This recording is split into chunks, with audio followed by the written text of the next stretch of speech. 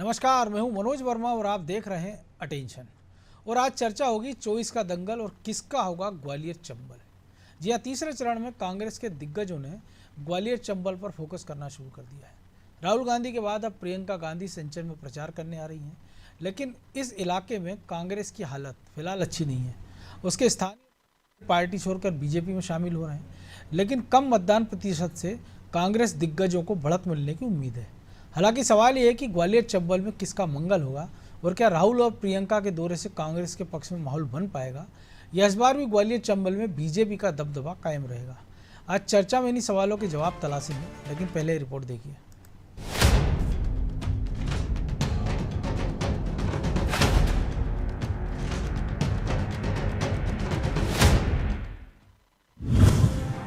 राहुल के बाद प्रियंका आएंगी मध्य प्रदेश।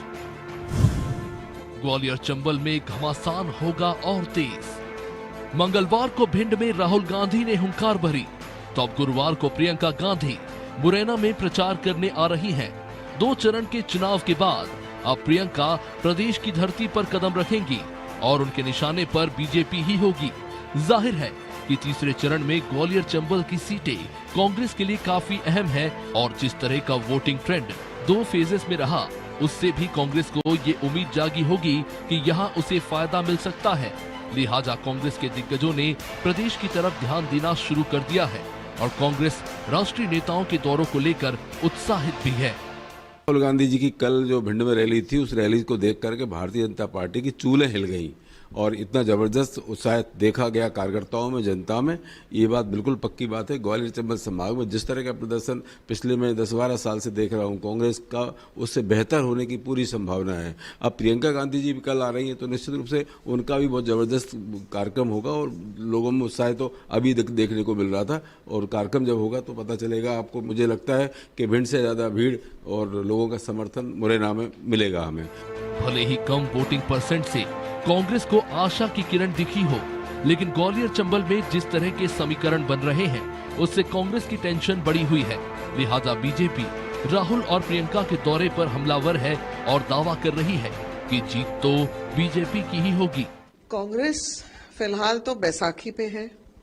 उनके पास चुनावी मुद्दों को लेकर, विकास के मुद्दों को लेकर, इस राष्ट्र के प्रति कोई मुद्दे हों, उसके बारे में चर्चा हो या कोई रणनीति हो, उसके ऊपर कोई विचार नहीं है, कोई रोड मैप नहीं है। और बात करें तो इनके पास कोई गद्दावर नेता भी नहीं है जो ये बात पूर्णता विश्वास के साथ जनता के समक्ष रख सकते हैं। कांग्रेस के दिग्गज ग्वालियर चंबल में जोर लगा रहे हैं, लेकिन कांग्रेस के स्थानीय नेता पार्टी छोड़कर भाग रहे हैं। रामनिवास रावत और मुरैना महापौर इसका ताजा उदाहरण है। इतना ही नहीं, जो नेता पार्टी में है वो भी ज्यादा एक्टिव नहीं दिख रहे।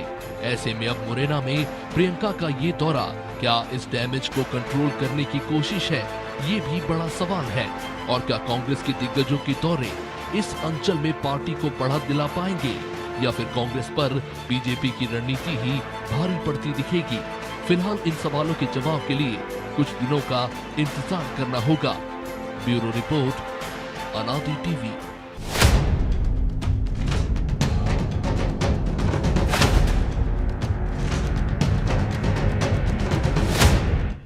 तो इसी पर चर्चा करने के लिए हमारे साथ जुड़ गए वरिष्ठ पत्रकार अशोक शुक्ला और हमारे सहयोगी प्रभु पटेल या ब्रजेश चौक से।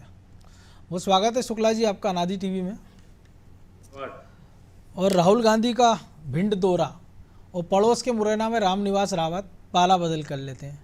साथ ही मुरैना की जो महापौर हैं शारदा सोलंकी, वो भी आ जाती हैं और अब प्रियंका गांधी आ रही हैं।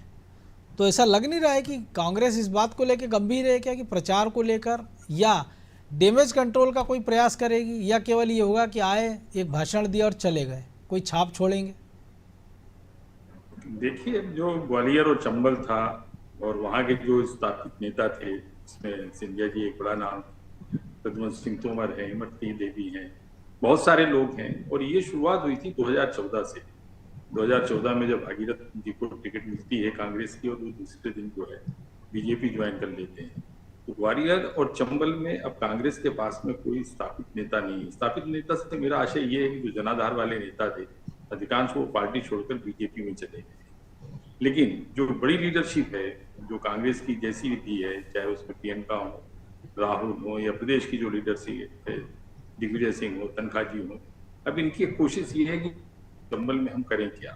तो खुद को स्टेब्लिश करने के लिए या खुद को बचाए रखने की, इस चुनाव को वो खाली तो नहीं छोड़ सकते ना। जैसे इंदौर का भी आप देखिए, इंदौर में एक जो प्रत्याशी थे इनके, अक्षय कांति बम, जी जी, वो एन वक्त पर जो है फॉर्म विड्रॉ कर लेते हैं और वो बीजेपी में चले जाते हैं। तो एक तरह से ये मैदान छोड़कर भागने वाली स्थिति होगी। तो ऐसे में जो बड़ी लीडरशिप है उसकी कोशिश ये है कि वो जो भी जितना भी संगठन बचा है, जितने भी लोग बचे हैं, उनको एकजुट रखा जाए और जैसे जैसे 2024 का जो ये इलेक्शन है उसमें जो कुछ उनको हासिल हो जाए, जितना वोट परसेंटेज मिल जाए, तो सीटें अगर मिल जाए उनको भाग्य से मिल जाए या उनके पुरुषार्थ से मिल जाए। तो जो अब तो कांग्रेस के पास में ये है कि उनके पास में होने के लिए कुछ नहीं है, लेकिन जो कुछ हासिल हो जाए, और उसी के लिए जो है राहुल के बाद में प्रियंका भी आ रही है। देखना ये होगा कि वहां पर वहां की जनता जो है वो किस तरीके से इन नेताओं को दिखती है और इनकी बातों को कितना महत्व देती है। ये सब कुछ निर्भर करेगा कि जो 2024 का परिणाम होगा तो उससे ये तय होगा कि अब कांग्रेस की स्थिति वहां पे। वैसे तो कांग्रेस पूरे प्रदेश में काफी कमजोर दिख रही है, उसका संगठन भी नहीं है, कोई सदस्यता अभियान भी उसने नहीं चलाया, कोई बड़ा मुद्दा लेकर कोई बड़ा आंदोलन भी उसने नहीं खड़ा किया प्रदेश में। ले देकर वो जैसे तैसे जो है भाग भरोसे चल रही है, और अब भाग भरोसे उसके नेता भी चल रहे हैं, बड़े नेता भी जो आ रहे हैं, वो उनको कुछ हासिल हो जाएगा तो ठीक है, नहीं हासिल होगा तो क्या कर सकते हैं। पार्टी के लोग छोड़ के पार्टी जा रहे हैं। प्रभु जी, लेकिन इस चुनाव बड़ा उल्टा एक काम देखने को मिल रहा है। प्रत्याशी छोड़ के जा रहा है, राहुल गांधी बात करता है लेकिन प्रत्याशी मानते हैं, विधायक मानते नहीं है। अब उल्टा ये हो रहा है कि डैमेज कंट्रोल करना है, पार्टी को जिताना तो अलग है। अध्यक्ष कह रहे हैं कि नहीं भैया मैं तो नहीं जा रहा हूँ, नेता प्रतिपक्ष कह रहे हैं कि मैं तो जाऊंगा नहीं, मैं तो निष्ठा से बंधा हूँ। ये उलटबाजी देखने को मिल रही चुनाव में। तो ऐसी परिस्थितियों में वो कार्यकर्ता करे क्या? उसको तो ये लगता है कि ये चीज़, उसको ये टेंशन है कि अध्यक्ष कब तक रहेगा, नेता प्रतिपक्ष रहेंगे नहीं रहेंगे, या वो जिसके लिए प्रचार करने जा रहा है क्या वो एंड टाइम पर पर्चा वापस ना ले लेगा। हाँ बिल्कुल मनोज जी, कांग्रेस में बड़ी उधेड़बुन की स्थिति है। लोगों का एक दूसरे पर भरोसा ही उठ गया है। सफाई देनी पड़ रही है यदि प्रदेश अध्यक्ष को, जिसको अभी अभी बनाया गया है, नेता प्रतिपक्ष को जिनको अभी अभी बनाया गया है, जिनके 4 महीने भी पूरे नहीं हुए, और यदि उनको ये सफाई देनी पड़ रही कि मैं नहीं जा रहा हूँ, तो निश्चित तौर पर मान के चलिए कि उस पार्टी की बहुत बुरी स्थिति है। उस पार्टी को अपने आप को पूरी तरह, जो जीतू पटवारी ने कहा था कि वो जमीन समतल कर रहे हैं, तो उस पार्टी को पूरी तरह ही समतल करने की जरूरत है। खरपतवार उखाड़ के फेंकनी पड़ेगी अपने अंदर की, खेत को पूरा बनाना पड़ेगा, नया खाद बीज डालना पड़ेगा, और इस सब के लिए समय लगेगा। ये चुनाव में तो उनके लिए वैसा कोई समय नहीं है, क्योंकि जिस तरीके से आप जिनको उम्मीदवार चुन रहे, पहले तो कोई लोग चुनाव लड़ने को तैयार नहीं हो रहे, बड़े नेता, जबकि आप मध्य प्रदेश में जरूरत ये थी कि आपको, यदि पिछले बार एक ही सीट आप जीते थे और यदि आपको एक से बढ़ना है तो आपके बड़े नेताओं को उतरना चाहिए, या तो नया कैंडिडेट देना है तो उसको साल भर पहले दे दो आप, बिल्कुल उसको तैयारी करने का मौका दो, उसको लोग समझ पाए कि ये उम्मीदवार है। क्योंकि लोकसभा चुनाव एक 7-8 विधानसभा क्षेत्रों का चुनाव होता है, कई बार 2-3 जिले उसमें फैले होते हैं। 12-15 दिन में वो पूरा क्षेत्र के सभी ब्लॉक तक भी नहीं पहुंच सकता आदमी, यदि वो कैंडिडेट यदि उसको इतने कम समय में।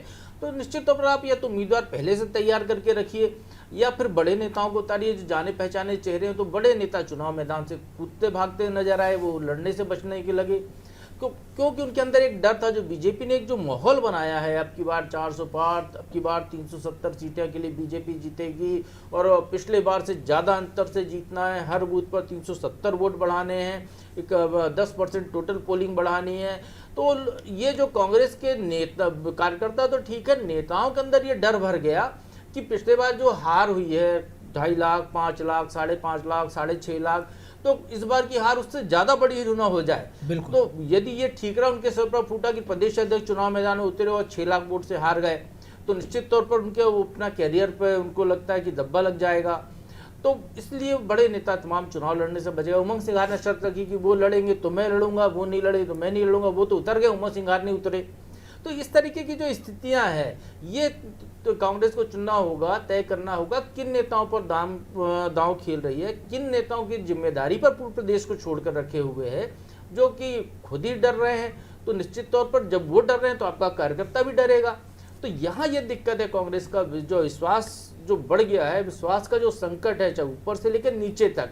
आप देखिए, कैंडिडेट आपका भाग रहा हो, बिल्कुल कैंडिडेट आपके जो समर्थन पार्टी का जिसकी सिफारिश आपने की कि भाई इसको दे दीजिए खजुराहो में, और वो अपना जो है साइन ना करे, पर्चा खारिज हो जाए, आपका उम्मीदवार जो है छोड़ के भाग जाए इन चुनाव के समय, नाम वापसी के दिन, तो निश्चित तौर पर इस पार्टी के लिए दिवालियापन, मतलब ये क्या बैंकक्रप्ट जो हो गई है, इस तरीके का शब्द जो है वो निश्चित तौर पर यहाँ पर है कि आपके पास और उसमें फिर नेता ट्वीट करके कह रहे हैं हमको तो 15 दिन पहले से पता है भाग जाएगा। भैया जब पता था तो उसको टिकट क्यों दिया, या वैकल्पिक व्यवस्था क्यों नहीं की? डमी कैंडिडेट भी ऐसा उतारा कि प्रस्तावक एक ही था उसमें। यहाँ पे मनोज जी मुझे ऐसा लगता है कि कांग्रेस के जो बड़े नेता चुनाव प्रचार करने वाले, यहाँ पे उनको जरूरत नहीं आने की, क्योंकि यहाँ तो स्थिति यही दिखाई दे रही है कि कांग्रेस के लिए बहुत ज़्यादा संभावना। हम जिस ग्वालियर चंबल अंचल की बात कर रहे हैं, यहाँ केवल एक सीट मुझे ऐसी दिखती है मुरैना की, जहाँ पर यदि कांग्रेस पूरा जोर लगाए तो शायद कांग्रेस वहाँ पर टक्कर दे सकती है, सीट निकाल सकती है, क्योंकि वो कैंडिडेट भी मजबूत है, उसका बैकग्राउंड बीजेपी का रहा है पुराना, तो निश्चित तौर पर वहाँ पर जो जातीय समीकरण है वहाँ पे ये जरूर हो सकता है। इसीलिए बीजेपी को वहाँ पर कांग्रेस के बड़े नेताओं को तोड़कर लाने की जरूरत पड़ रही है कि महापौर को तोड़ लाए, विधायक को तोड़ लाए, इस तरीके के जो लोगों को लाने की वहाँ पर उनको जरूरत पड़ी, क्योंकि उनको कांग्रेस कार्यकर्ताओं का मनोबल तोड़ना है। वहाँ पे आप मजबूत नहीं तो वहाँ पर आप पूरा जोर लगाइए, बाकी 3 सीटों को भूल जाइए आप वहाँ की, क्योंकि आप कई सालों से उनको नहीं जीत रहे हैं, तो वहाँ पर जोर लगाने की क्या जरूरत है। आप दक्षिण भारत में मजबूत हैं या आप जिन सीटों पर मजबूत हैं वहाँ आप ना कमजोर हो जाए, उसको ज़्यादा फोकस करना चाहिए कांग्रेस के बड़े नेताओं को,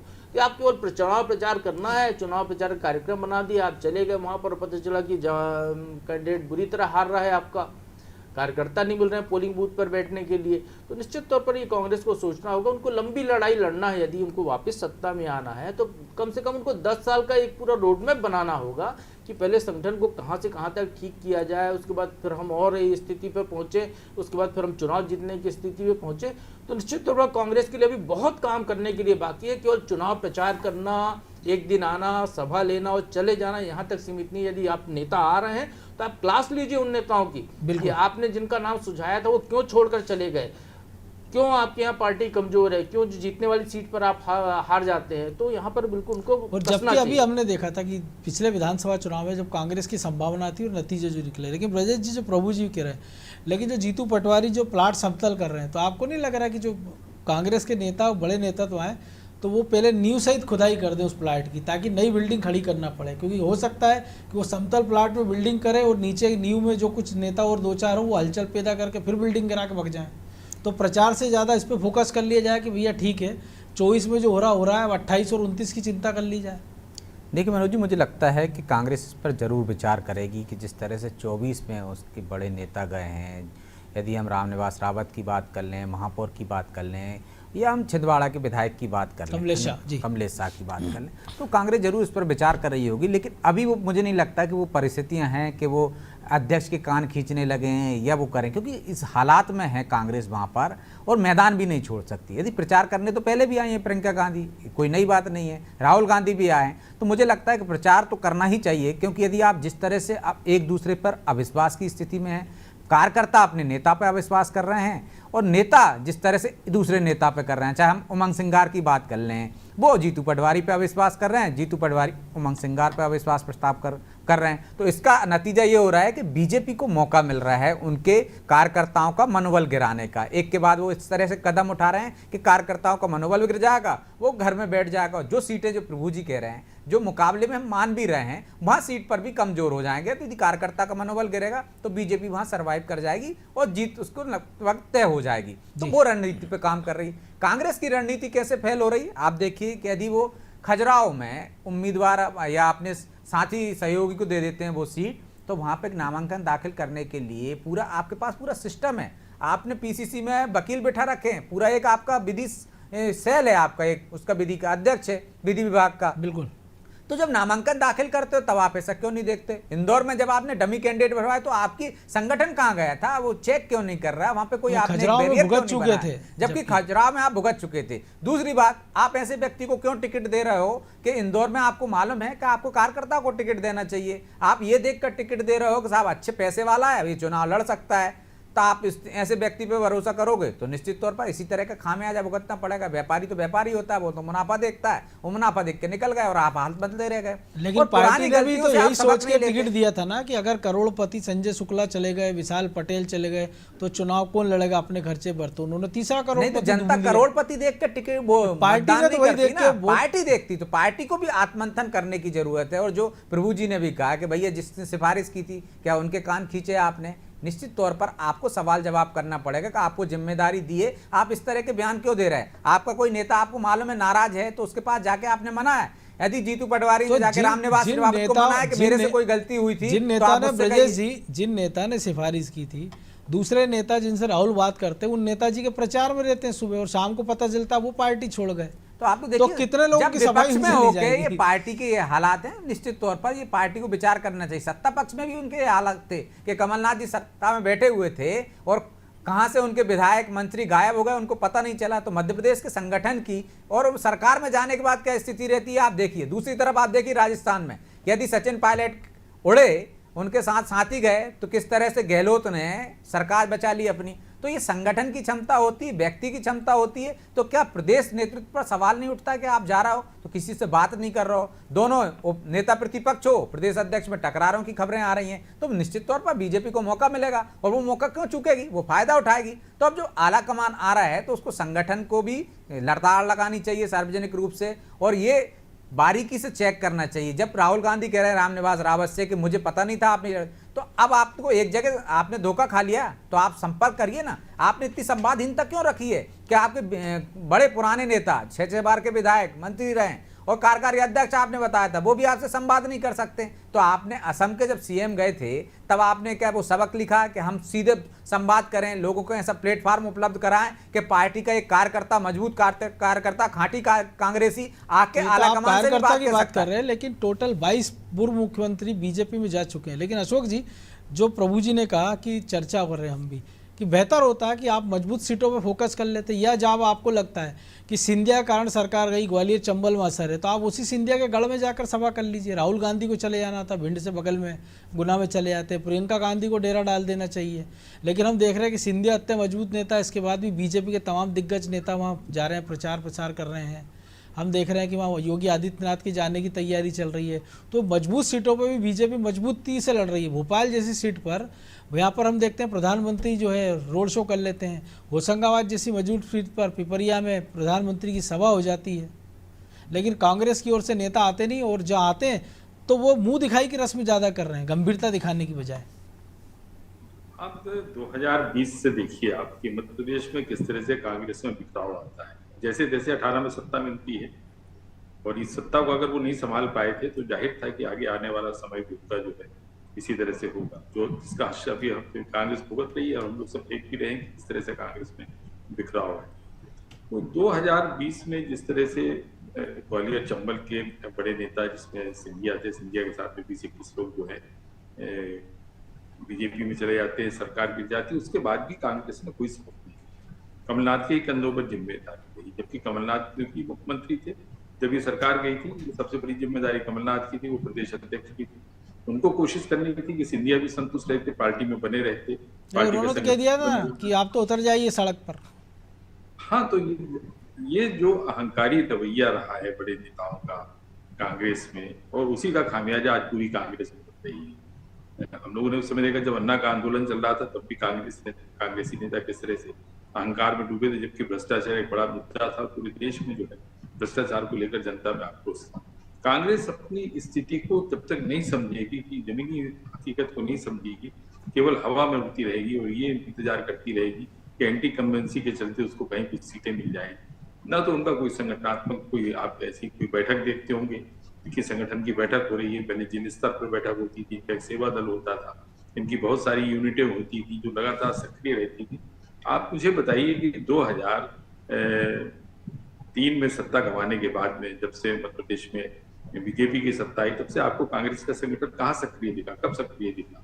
न वो 8 में सक्रिय था, न 13 में सक्रिय था। 18 में थोड़ी सक्रियता कांग्रेस में आई तो उसको फायदा भी मिला। उसके बाद से फिर आप देखिए 20 में जैसे सरकार जाती है फिर वही खेमेबाजी शुरू हो जाती है।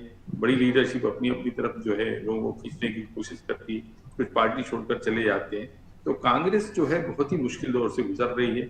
न उनके पास चमत्कारिक नेतृत्व है, न उनके पास कोई नीति ऐसी दिख रही है कि राष्ट्रीय स्तर पर या प्रदेश स्तर पर वो जो है कोई आंदोलन खड़ा कर सके, और इसके चलते कांग्रेस जो है संकटों का सामना। तो प्रभु जी बिल्कुल ठीक तो है। प्रभु जी जहां चमत्कार तो कैसे होगा, हाँ, क्योंकि आपको तो खुद ही मेहनत करना पड़ेगी, कांग्रेस को उदाहरण पेश करना होगा। ऐसा नहीं हमने देखा कि आप देखिए दक्षिण भारत की हम बात कर लें, आंध्र प्रदेश की बात कर लें, कर्नाटक की, उत्तर भारत में हिमाचल में भी सरकार बनाई, अभी राजस्थान छत्तीसगढ़ में, मध्य प्रदेश में उस दौर में सरकार बनी, और अब जो स्थितियां बन गई हैं। वहां का जो राजनीतिक भूगोल जो दक्षिण प्रभु जी से सवाल था शुक्ला बोल जी। जी लीजिए अशोक जी, आप जी कुछ जी कह रहे थे वो पूरा कर लीजिए आप।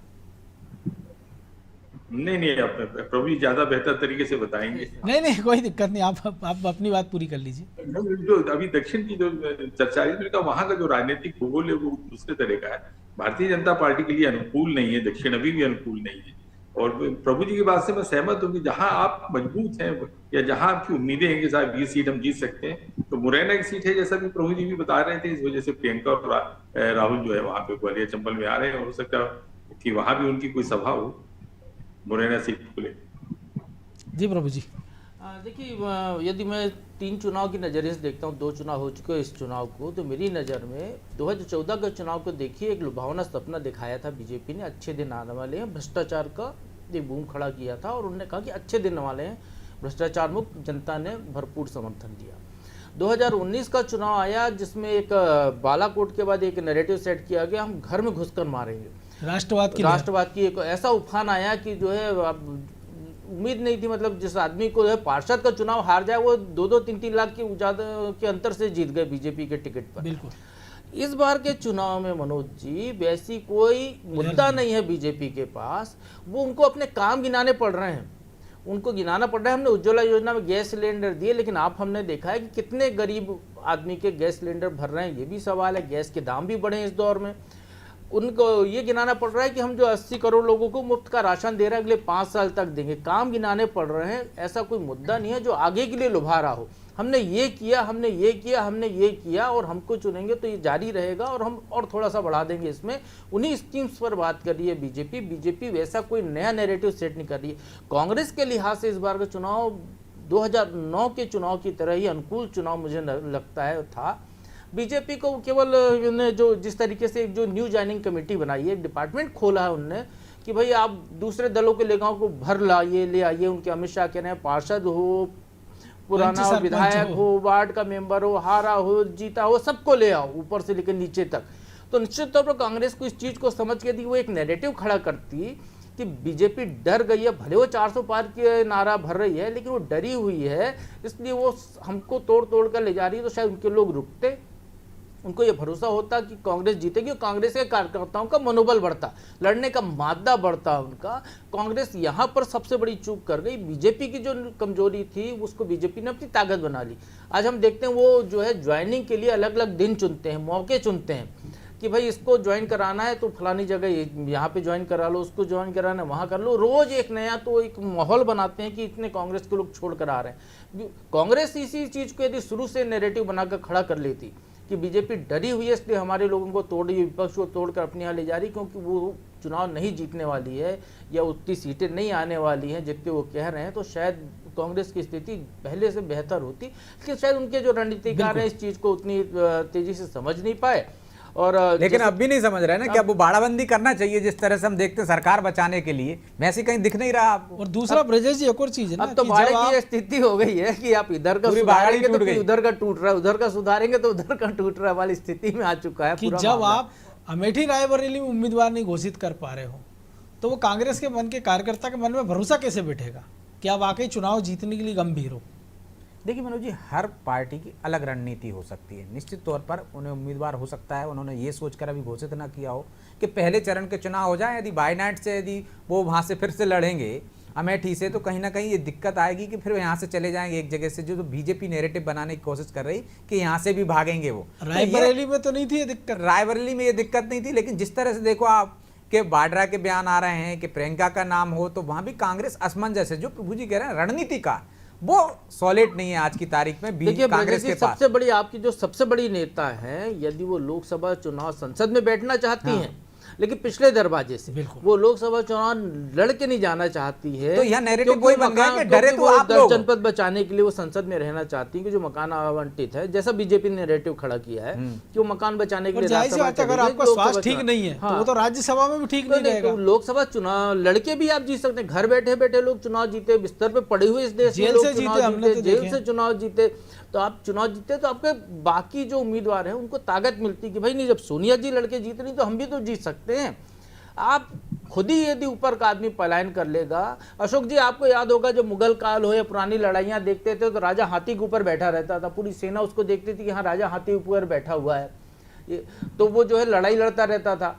और राजा हाथी से गायब हो जाता है या उसका हाथी नहीं दिखता था तो पूरी सेना जो है खुद ही पीछे चली जाती थी कि हमारा तो जो है लेकिन प्रभु जी सेनापति चला गया तो हम कैसे लड़ें। एक बस वो प्रसंग- स्थिति यहाँ पर बिल्कुल, एक प्रसंग हमने पोरस का भी सुना ना कि जब हाथी उल्टे दौड़ते तो पूरी सेना को कुचल देते। शायद कांग्रेस फिलहाल उस स्थिति में दिखाई दे रही है। बहरहाल वक्त इतना ही था, बहुत धन्यवाद शुक्ला जी।